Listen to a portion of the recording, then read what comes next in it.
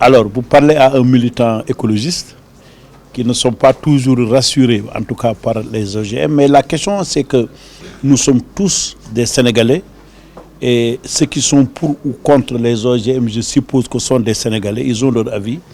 L'essentiel, c'est de dépassionner le débat pour qu'on puisse échanger entre Sénégalais. Avant que moi-même, que je sois un adepte des OGM, je ne pense pas que cela puisse être d'ailleurs, c'est qu'il faut qu'on prouve que toutes les dispositions sécuritaires sont prises. Il n'y a aucun scientifique et les exposés qui ont aujourd'hui été faits, beaucoup ont parlé des risques qu'il y a donc, sur ces OGM. Et il y a beaucoup de choses qu'il faudra clarifier, échanger, que la communauté scientifique puisse s'exprimer, qu'on puisse nous faire un benchmarking assez pertinent de ce qui s'est fait ailleurs, de ce qui a été vécu ailleurs, et que le fond, moi je suis pour toute politique qui contribue à l'autonomisation des paysans. Si j'ai des réserves par rapport aux OGM, c'est par rapport à son niveau d'appropriation par les capacités des paysans à s'en approprier.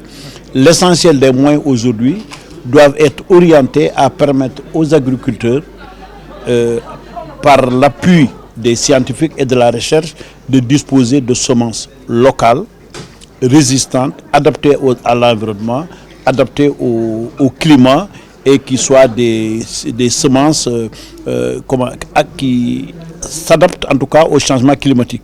C'est cela que nous voulons et que les moyens d'État devraient être, à mon avis, orientés dans ce sens-là et la recherche doit travailler dans ce sens que de promouvoir certains types de semences dont la sécurité n'est pas encore garantie. Les OGM nous préoccupent, il suffit juste de faire un benchmarking dans la sous-région.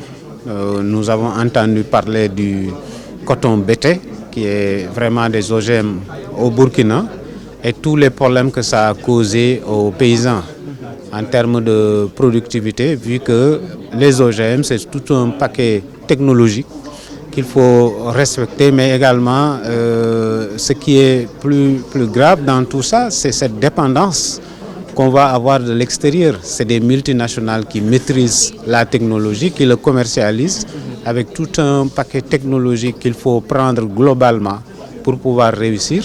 Voilà, c'est tout ça. Et nous pensons que ce n'est pas opportun dans un contexte où le président de la République a appelé à la souveraineté alimentaire. Mais la souveraineté alimentaire, c'est maîtriser les chaînes de valeur à tous les niveaux, à commencer par les semences qui est le point de départ. Maintenant, adopter une loi qui nous dit que peut-être qu'il faut s'approvisionner à l'extérieur pour des semences beaucoup plus performantes, mais malheureusement qu'on ne maîtrise pas.